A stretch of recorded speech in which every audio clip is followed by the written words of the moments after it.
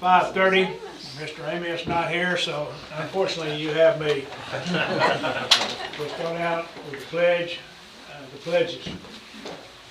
I pledge allegiance to the flag of the United States of America and to the republic for which it stands, one nation, under God, indivisible, with liberty and justice for all. Texas pledge. Honor the Texas flag.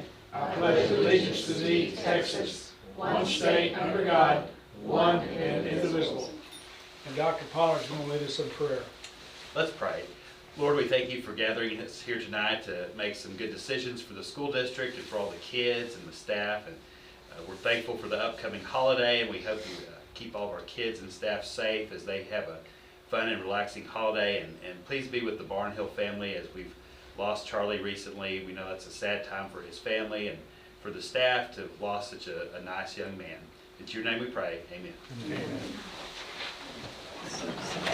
All right, first item on the agenda is a student spotlight. Well, our student, Amos Phillips, is sick tonight, and so he couldn't be here.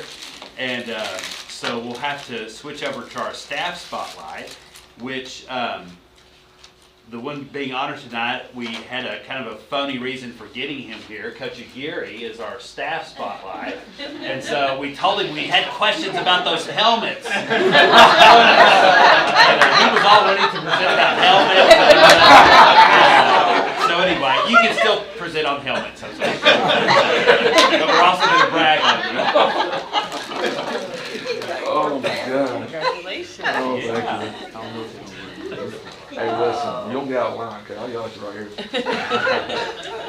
He bullies me. That's all he's doing.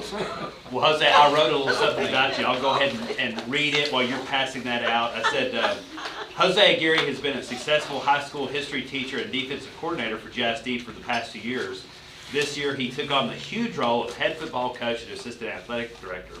His first football season at the helm was a memorable one with wins against opponents that Gatesville hadn't beaten in years. But more importantly, however, is the manner in which Coach Aguirre leads the football program. Jose creates a family environment where it's not uncommon for him to invite students to cookouts with his own personal children. Coach Aguirre monitors not only the players' performance on the field and the grades in the classroom, but he's genuinely concerned for them when they face adversity.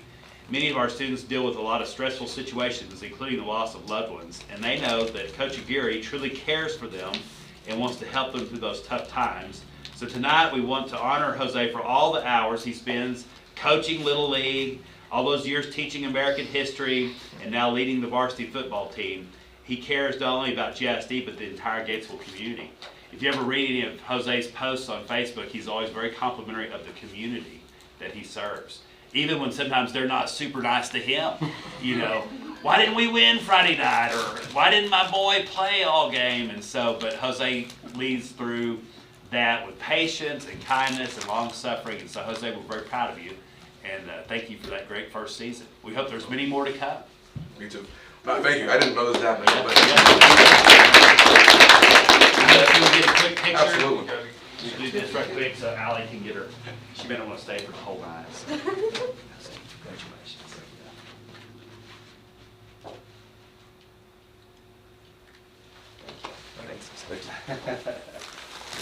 Well, thank you. We're proud to call Gatesville home, and we're going to make it home for as long as possible. So my boys love it. Most importantly, my wife loves it. So it's we're here to stay.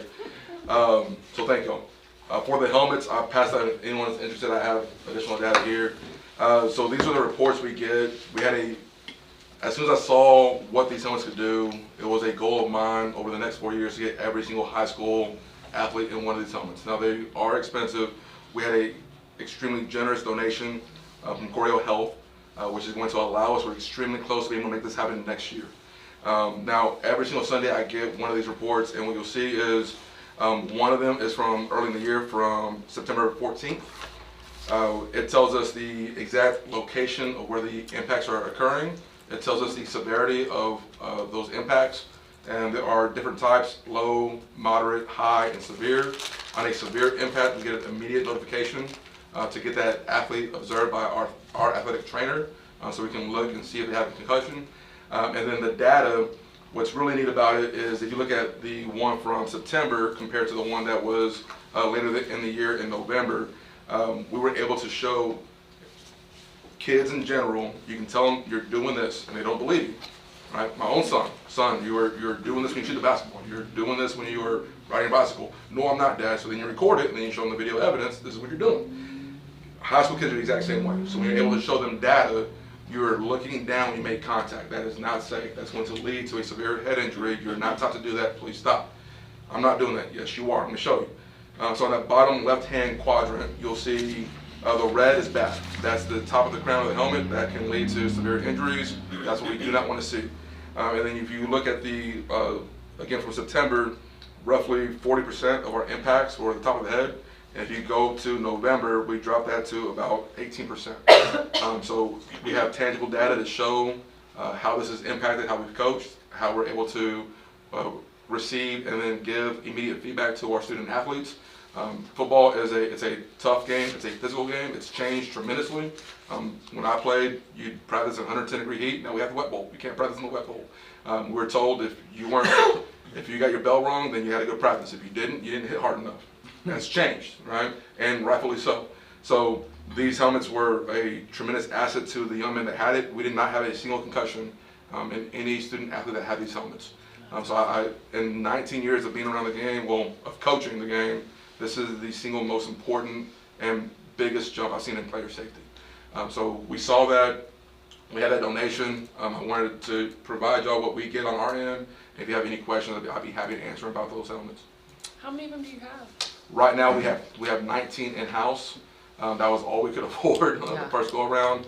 And then when I started seeing these reports and seeing how we can utilize this and give the kids the information they need, and again, like that, I've never seen anything like this. So I went full-fledged and tried to raise as much support as I could for these helmets because it's player safety. When that's an issue, if we can do something about it, then we should. Jose, I think last time they asked roughly how much is each helmet? So if we were to go online right now and buy a helmet, you're looking at $850 per helmet. We were able to get because we're buying such a large quantity, they dropped that price down to $630 a pop.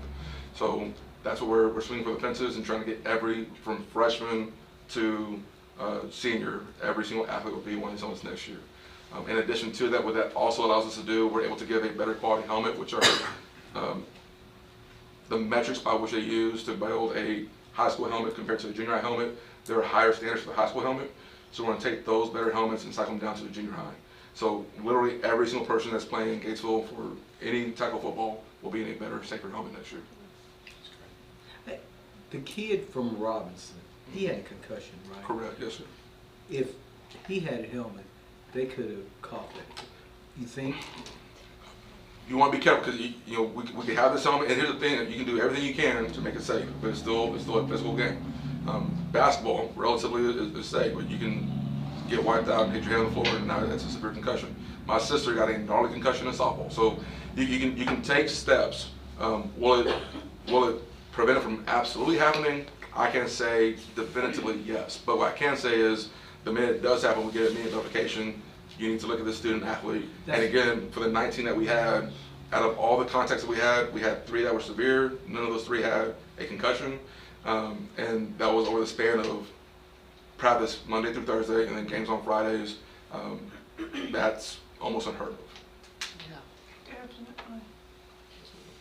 Did all of your heavy hitters have this helmet this year? Correct, yes sir. So we try to, and it's one of those things where it's a hard conversation because, I have 2 sons. Well, if one of my sons isn't a heavy hitter, then can I justify putting him in an $850 helmet? So you look at your student athletes that played on both sides of the ball that were going to hit more, and that's the metric we use to prioritize who gets these helmets and who doesn't. But again, do I, as a head coach, tell a freshman parent, oh, your son's at the cutoff, they can't get this helmet? If we are able to get this done for every single student, then why not try that? And that's been possible by Coriel's awesome and massive, generous donation. How many did Coriel, did they purchase all 19? No. Those 19 that we bought this year were by us. Okay. 2 student athletes bought them themselves and the rest we purchased. Cordell Health is donating $31,000 for the helmets for next year to get as many student athletes in these helmets as possible. And how many was that? That's going to buy us 50 helmets with that. And then the rest we're going to pinch and squeeze and beg and borrow to get the rest. I'll say thank you. Absolutely. You know, there's not a price tag when you come to the safety of your players. Yes, sir. It's amazing to me how the game has changed since I played 55 years ago or whatever. Back in my day, they coached you that you hit with the crown of your helmet. Spearing was just a common thing if you wasn't hitting with the top of your head. So we were lucky, I guess. Of course, the kids today, athletes, are so much bigger and stronger and faster They are. because of the weight programs that they have today. Yes, sir. So, yeah, that's great. Thank you. Absolutely. Thank you.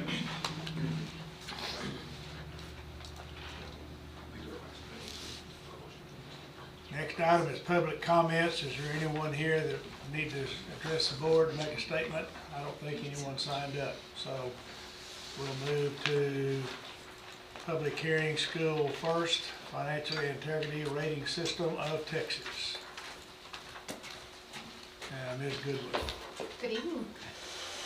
The purpose of this public hearing and presentation to the board is to discuss and disclose the district's annual fiscal year 2025 Schools First report. So last year's, we got this report for last year. The acronym FIRST stands for Financial Integrity Rating System of Texas. This report is in its 23rd year and was developed in response to a Senate Bill 875. The primary goal is to achieve quality performance and management of a school district's financial resources. So the district is required to present this report as a public hearing. And in the report itself, there are 21 indicators. Each indicator has different weights and associated requirements. So the first 4 indicators are weighted the most. If a district fails any one of these, it results in an automatic failure. The criteria is yes or no. It's all points or no points. So those are the biggies. Those 4 are, was the district on time with their submission of their financial records? Did the district exhibit an unmodified submission? Was the district in compliance with all debt terms and agreements? And did the district make timely payments to governmental entities? So we got all points on all 4 of those. The next indicators 5 through 21, they are rated either with a score or with a ceiling. And so they're not in order, they're not lumped together. Some are scored, some are ceiling, so they're kind of all mixed in there together. But the district either receives a number score from a scale or a rate of a ceiling passed or ceiling failed. So we scored meets or greater on every single one of these indicators. And so that gave us the maximum score possible for all indicators, resulting in a perfect score of 100. So this resulted in a superior achievement for us for the year of last year. So does anyone have any questions? Good job. We're super proud of that. That is still, following on the heavy shoulders of Mr. Frazier. So we're grateful to him for all the work that he did that set us up this way. Thanks, Lee. Thank you. Okay, that new is the consent agenda. Consent agenda is made up of several items from previous meeting.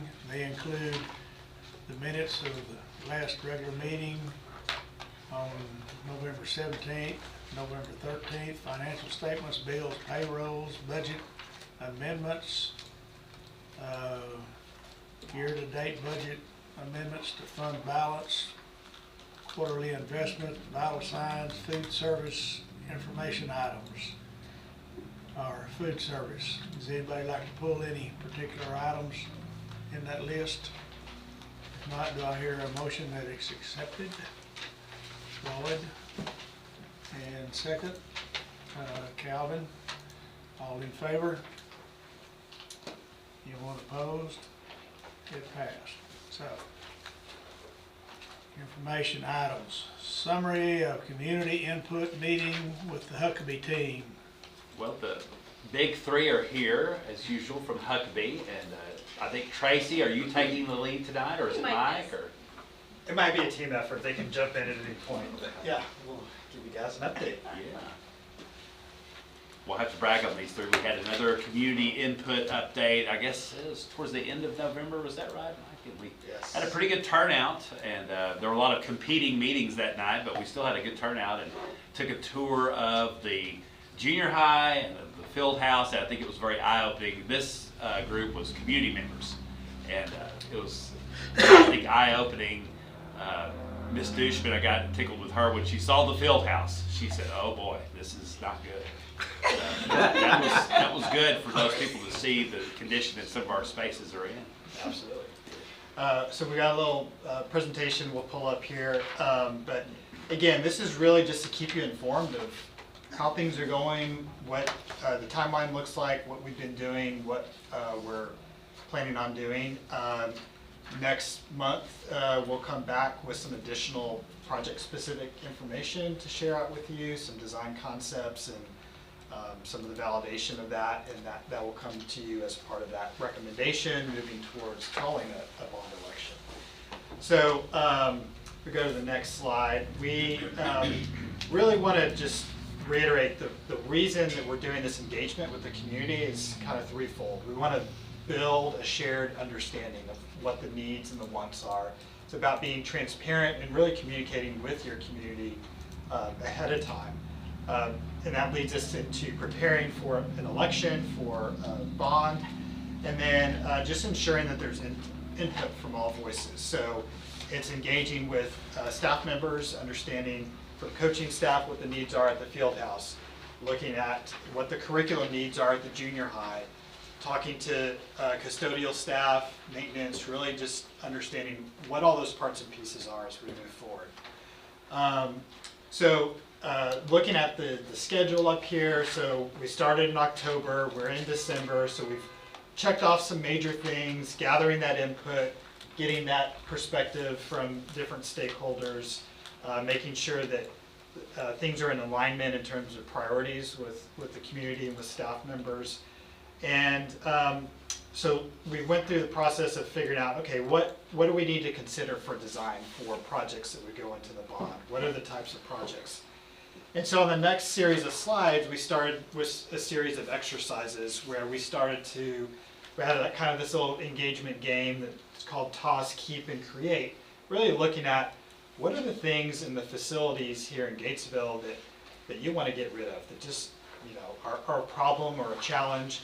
What are the things that we need to create, preserve, and enhance?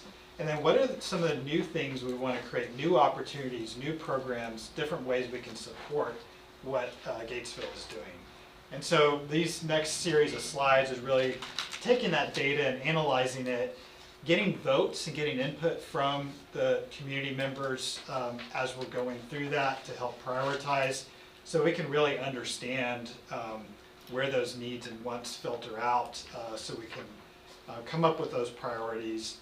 And we, as Dr. Pollard said, we went on tours with both the design committee and the community meeting, walked through spaces, looked at classrooms, looked at restrooms, looked at the field house, got specific input back from all the people that attended those meetings so we can understand what are they seeing through their eyes, what do they see as opportunities, what works well, what doesn't, so we can try to address those as we move forward. So we just have a series of slides focusing on some of those different areas. We also looked at different imagery of buildings within the school district and kind of the likes behind those too, so we can take that in as we consider design approaches.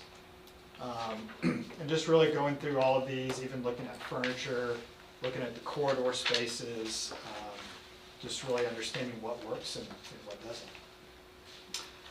So we went through and summarized those, had some surveys and received some direct feedback that we've incorporated. So these bullet points are really coming directly from those meetings that we held with the community and with staff. And then just looking at what does that mean for us in terms of marching orders and instructions for what we're going to use moving forward with design. And so in the next couple of slides, we broke them down into a couple of main categories, looking at the impact of adding 6th grade to the junior high. What does that mean? What do we need to make that successful? Looking at site and safety considerations, looking at curriculum and classroom design, making sure that classrooms are appropriately sized and have the right furniture and the right technology in there to accomplish what we need. Library and other learning spaces, looking at technology upgrades, and then really making sure we can create the best spaces, but they need to be maintainable over the life of the building. So engaging with people that are taking care of those buildings over their lifetime to make sure that we get it right from day one. Fine arts, got some great feedback about not just what those spaces are, but where they should be in the junior high relative to other functions like the auditorium, making sure that we set them up for success.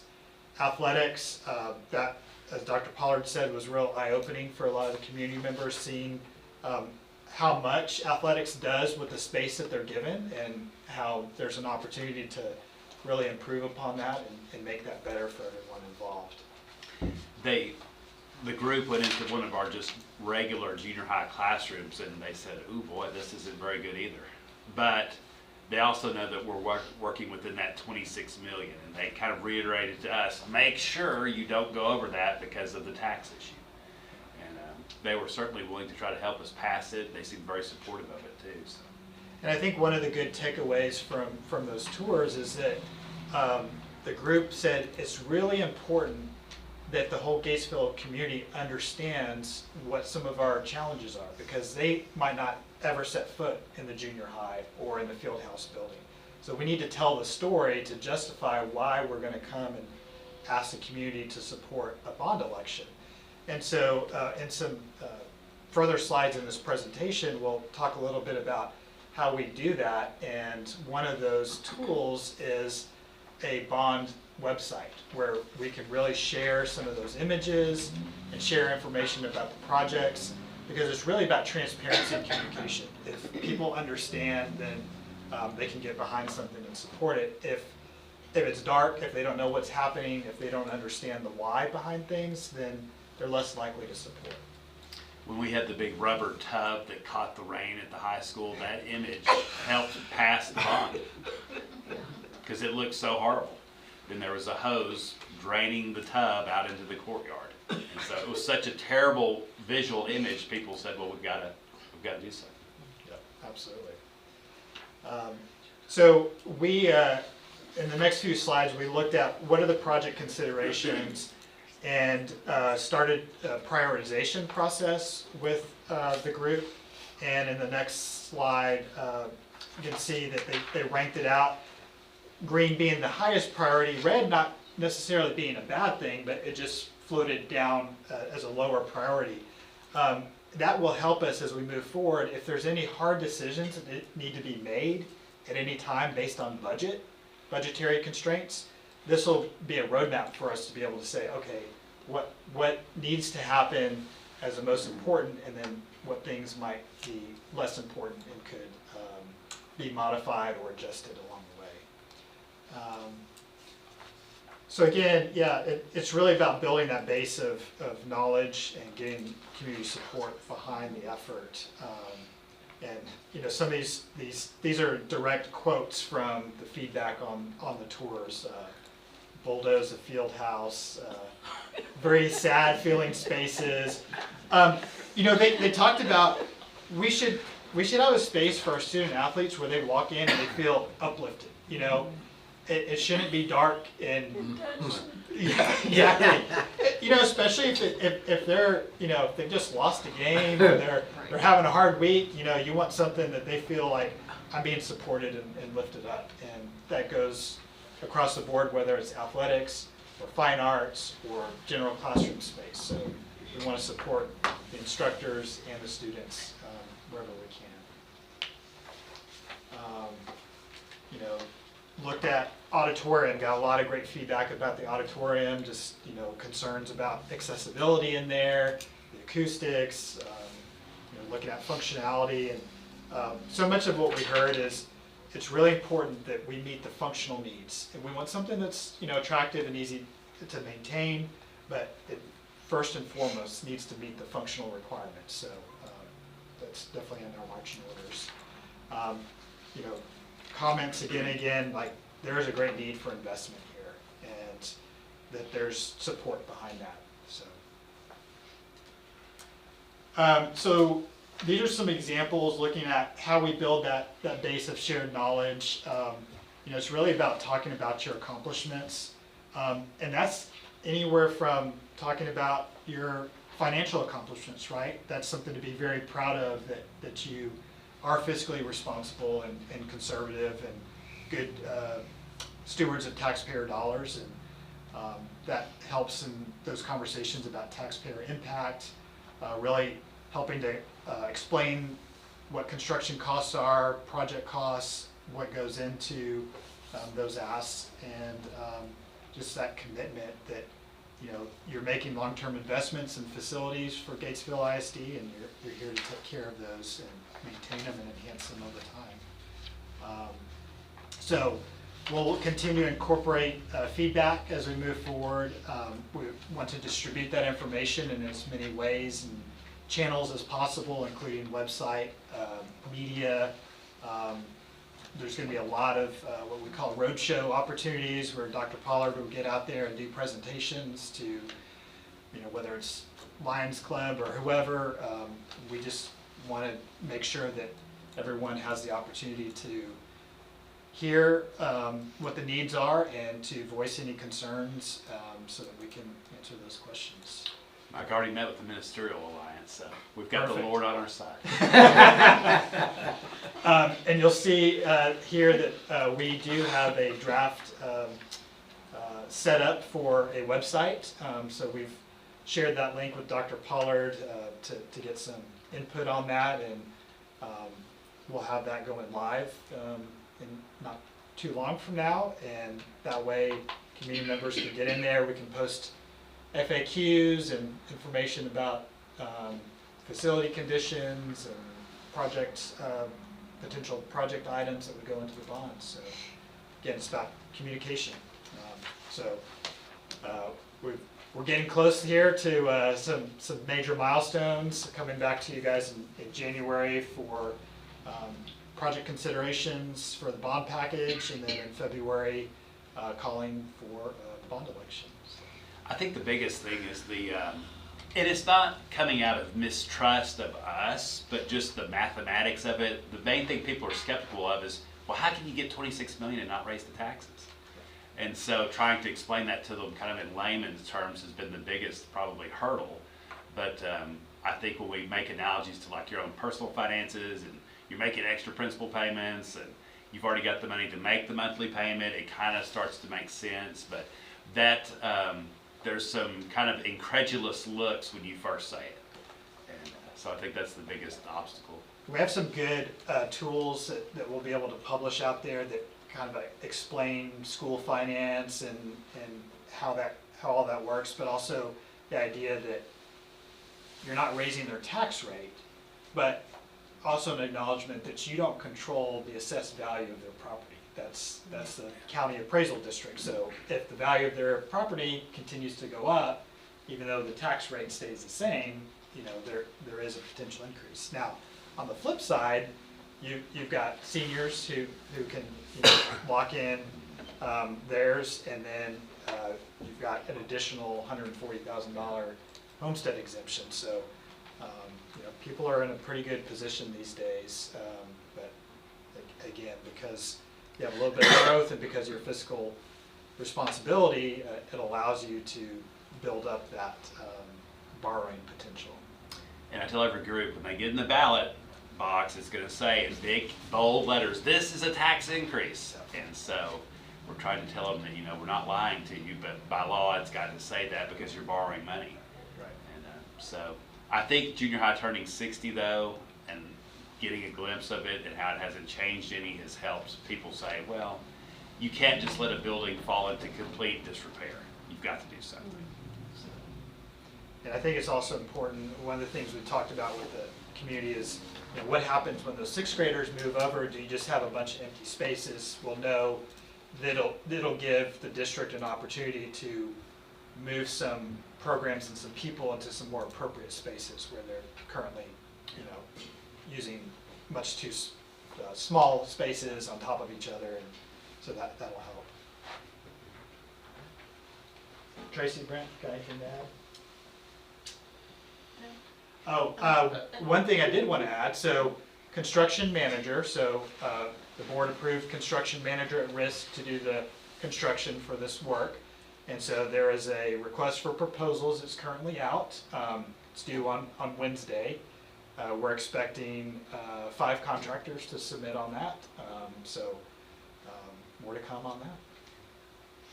Be a big decision. So when when bond passes, I'm speaking it as it's gonna happen. Yes. Y'all can start day 1.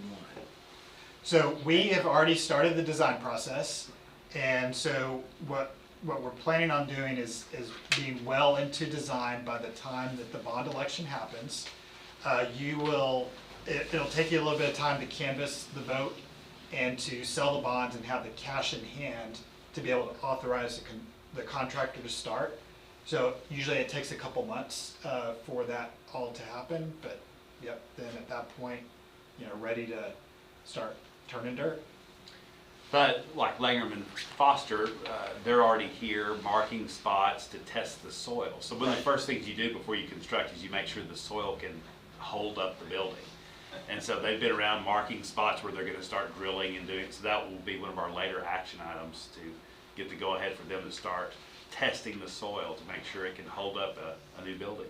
Yep, I absolutely. can tell you it's not real solid, because years ago when we was doing a bonfire here by the, what was it, tennis court, old tennis court, say, we put a pole for the bonfire and we got down about 6 foot and hit sugar sand. I think they got water in there too. Don't tell them that, Charles. They'll find out one way or the other. Yeah. Well, guys, we're excited. We appreciate Huckabee and everything. We're creating a whole website. That's pretty impressive. Tracy, thank you. Yeah. And it's always a pleasure to come and meet here with staff, and so we appreciate the opportunity, and it's a joy coming to work for y'all.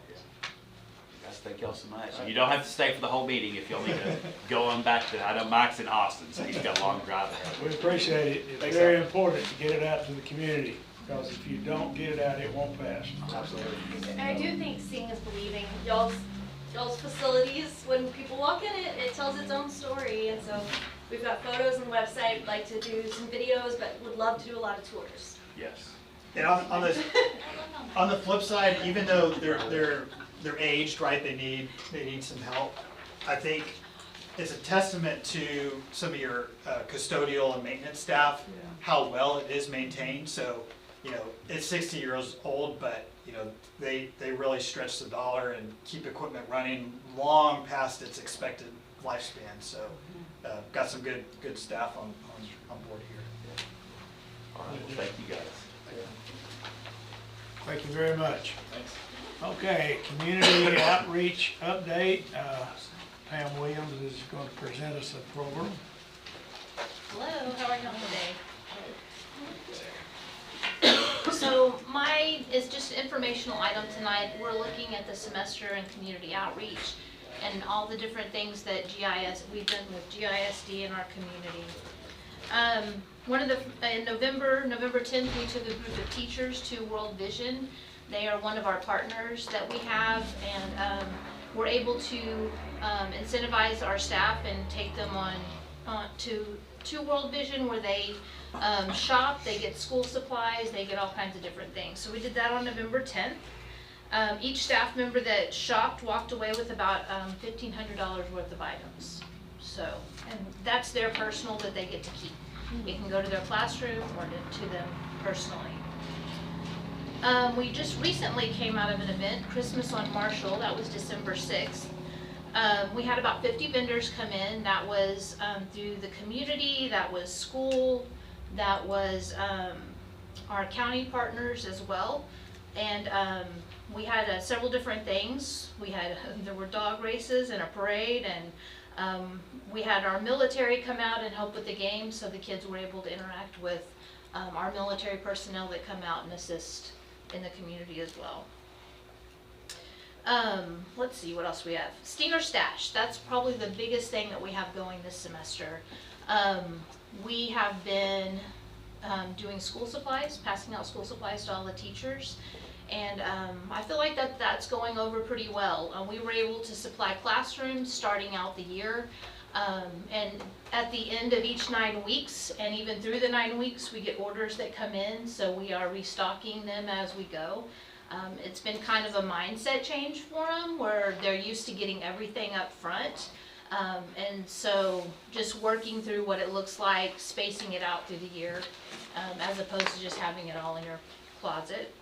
On the other side of the resource store, we have our marketplace, and in fact, it's open tonight, and we serve our families, retired teachers, our students, our staff, and so we partner with Central Texas Food Bank, and we receive trucks about 4 times a month, and that's about 7,000 to 8,000 pounds of food coming into the district. And so they come out and shop, and we had a big shipment come in Friday, so they were able to get 2 weeks worth of items. We just found out recently that we have been, we're going to be honored in March at their gala for the Gatesville ISD Hunger Heroes Spotlight, with all how we have impacted our community, but also how our students are helping within the facility too. So our culinary class does amazing. They come in, they help unload trucks, they are doing our inventory, they are cooking, they put their recipes out there, they'll video them as well. Central Texas Food Bank came out Friday and took video of all of that, so that'll be showcased in March 4th, I believe, for that event. In the last food shipment, they even had ribs. You know, some of the meat that they get is pretty, I mean, you would pay a lot in the store for that. Yeah, there are there's some great items that come in. We also, Ms. Tyree is able to use a practicum student through Texas Workforce Solutions. So they pay the salary for that student, and she's able to come in and help with the pantry and the marketplace, and help Michelle on that side of things. And the last thing I'll highlight is just moving into Christmas. All the campuses, they each have their own way of supporting families and students. And I did a rough count today, talking to some of the counselors, and we've helped over 100 families this Christmas. So helping them move into Christmas and celebrating Christmas. Wonderful. Very generous. So. Yeah. Well, thanks, Pat. Yep. I've heard great things about that marketplace. It's pretty great. You should go check it out. There are a lot of items that go through there that I'm surprised that we're able to get, honestly. They're good items, and they're saving our families a lot of money as well. When are they open again? They're open tonight till 6, and then we'll be open again, what is today? Thursday. Yes, So Thursday. it's not just always on the same day? Well, typically we're open on Thursdays for retired, or Wednesdays for retired teachers, and then Friday and Monday for students, staff to come in. But this week with the holiday change, we've had a change. We won't be open Friday, we'll be open Thursday this week. Okay. Personnel ideas to support the intermediate campus, Dr. Pollard. Yes, well, I sat down with Angie and we tried to brainstorm some ways to help the intermediate campus, their accountability rating. And so you've probably seen in the news recently, TEA taking over certain districts and whatnot if you're in the accountability doghouse too long. And so they've taken over Beaumont and close to home, Conley, Fort Worth, and so they seem to be expanding their sites on different districts and things. And so, anyway, we want to make sure that we never get in that situation. But so basically, it usually always comes down to, what do you think? Money. So we really, in order to be successful, we need to do some rearranging despite the budget shortfalls, and try to get an intermediate professional reading interventionist and a professional math interventionist. To save money, we oftentimes use paraprofessionals because they're cheaper to hire. And so we really need to get some professional help there. And in dyslexia, we have a huge growing number of kids in dyslexia. That program, probably more so than any other, is skyrocketing. And so we really need to get some dyslexia help. Basically, Angie would take any help she could get, curriculum and instruction wise, and just helping kids be successful. And she's got a list. And so we'll try to target that and see what we can do in this hiring season to not break the budget, but also get her some help. So. We think that peeling 6th grade off, it's not that 6th grade scores are bad, but just the ability for the intermediate to then solely focus on 4th and 5th. But that strategically will help them be more successful too, because then they just have 2 grade levels to contend with. So this year's 3rd graders would be the first group of kids, when they hit 6th grade, would be back at the junior high. So we've already started looking at this little group of 3rd graders to see, well, are they high on ESL numbers? Are they high on dyslexia numbers? And so it's trying to start staffing accordingly. And so that's kind of the target audience that we're looking at to be our first cohort at the junior high back as 6th graders. So, do y'all have any questions? Okay. Just a little informational item of some things we're thinking about trying to do to help support intermediate. Presentation, discussion, action items. First one is issue a certificate of election. Got to make Emily official. This is Mr. Amitt, so I guess it's me. What do I do there? Mainly, it's going to be Mackenzie. Okay. She's going to help. This is your official certificate. Lovely. Thank you. This is your oath that you get to read out loud. Right now? Yep. Do I need to stand up? You don't have to. Okay. I read this part too? No, right there. Okay, just my name. I- Okay.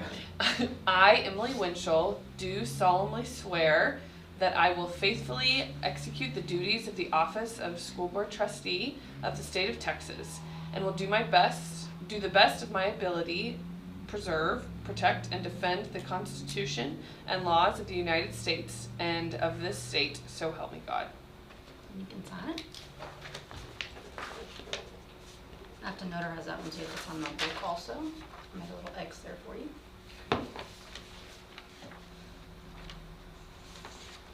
And this one is another one. It's just a statement, but you don't have to read it out loud if you just want to read it before you sign it. Okay.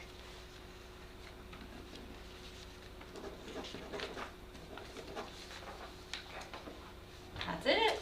Thank you. Great. Yay! Thank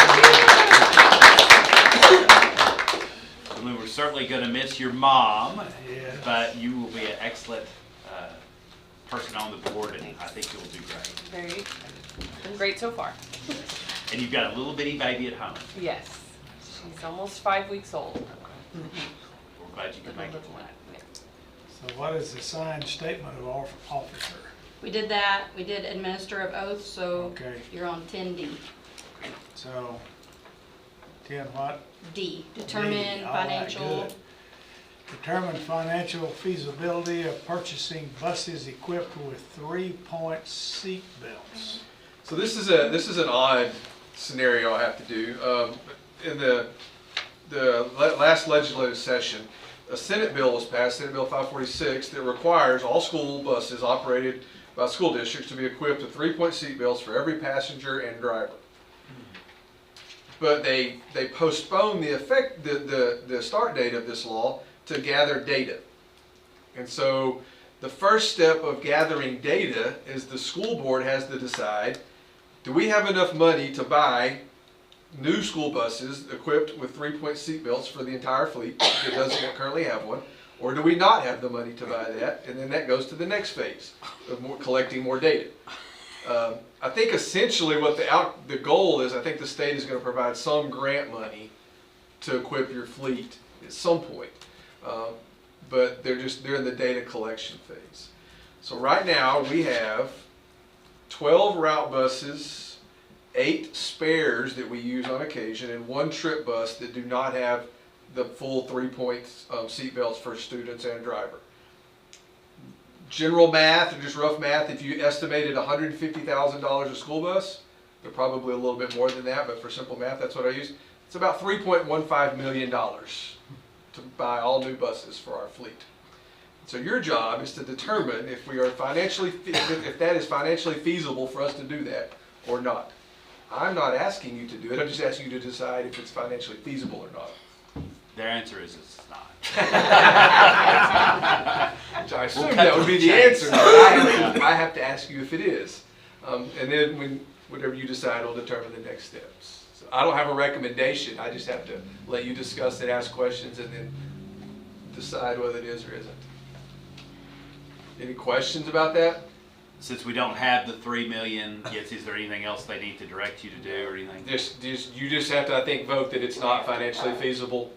And then once you say it's not, I'll have to submit the vote and the minutes from this board meeting as part of the data collection with my next steps, which is due in March. So if you're wanting to base your decision based on management's recommendation, our recommendation would be it's not feasible to purchase the buses at this time with all seatbelts. Yep. We would love to do that. It's like the helmets. We would love to do that, but this is something that's way beyond our financial ability. So that's the recommendation, then y'all would have to do a motion. I'll make the motion. Is there any discussion? No discussion? We have a motion not to accept it by Ms. Maxwell. Second, Lloyd. All in favor of not accepting? And it's passed. And just for y'all's information, you passed earlier in the year for us to buy a used school bus. We've paused that for right now because we're looking at a grant that we used a couple of years ago through the state to buy new buses. And so just want to give you an update on that. I forgot to include it in my board agenda, so I snuck it in. We're not buying the used bus right now. We're going to try to get the grant first to get a little extra money. Completely separate from this grant that I'm talking about right now, but just an information item. Our fleet in buses is really pretty good shape, isn't it? We are getting much better. Yes, we have a lot of newer buses that we've purchased in the last few years. You know, you did the 10-year replacement plans. It's probably year 7 of that, and I think we're 1 bus off of being current on that. So yeah, we're in pretty good. We're in pretty good shape. Got some help from the state last year, getting 2 of them or something like that. Yeah, and so we've still got some older buses, but our daily drivers are in pretty good shape. Good. Some of those route buses are getting pretty old. They are. Some are getting pretty old. Yeah. When I say in good shape, that means the engine is good and they run well. Okay. If you have to pull up a spare, it's a little tough. But the ones that are on the road every day are not going to break down. They don't all have air conditioning, and the paint job doesn't look great on all of them, but they're not going to break down. See, I caught a number a while ago. You said we had 12 route buses, but we have 8 in reserve. So. Yeah, we have a lot of spares. I mean, when you get them, what do you do with them? You just, I mean, they're year 2002 or 2000. I mean, they're 25 years old. Yeah. And have an auction one of these days. We've gotten rid of 3 or 4 in auctions in the last couple of years, but they're just there. Geotechnical proposal for junior high renovation and new field house. Yes, like we mentioned earlier, the same company that did this last time at the high school is going to do it for us again. And in layman's terms, they test the soil. They dig little holes, and they're working with Toby and Shelley to make sure they don't hit the fiber, the water, the gas, all those sorts of things. And so, but one gentleman was already out last week marking, and then Thursday, after the kids get out early, about 12:45, that's when they're going to start actually doing some digging. And so, if you guys pass this tonight. So it looks like the junior high addition will have a total foundation area of about 35,000 square feet more. So that came from Mr. Boyle that was just here. Mike that presented, he's the lead architect for Huckabee for our project. And he describes a little bit too that the field house will be a one-story metal building with partial masonry. The lump sum for Langerman to come out here and do all this testing is $26,000, and that would be part of the bond expense. We would take it out of that money. So it would be my recommendation that the board approve the proposal for geotechnical services provided by Langerman Engineering, so we can go ahead and get started on it. We have a proposal for geotechnical services provided by Langman Engineering. Is there any discussion? Do we have a motion? I guess Calvin, okay, second? Okay. Amy? Emily. Emily. Okay.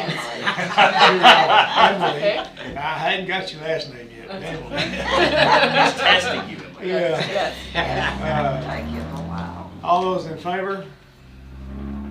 Any opposed? It passed. So, library purchases for board approval. Yeah, last item. So a new bill this summer, Texas Senate Bill 13. Now the school districts across Texas have to approve anytime a library purchases anything, it's got to be approved. But first, these lists have to be posted on our website for 30 days for parents to be able to comment and things like that. Well, we've posted all this stuff. You've already approved several other lists. I think tonight we've got lists from primary, elementary, intermediate, and high school. Junior high will have some next month. But these lists have sat there for the 30 days. No one has said anything about it.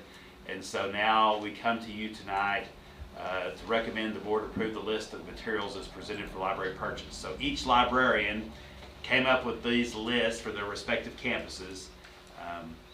Parents had an opportunity to say something if they wanted to. They've not. I think our librarians do a good job of picking non-controversial books. And so my recommendation would be to approve the list.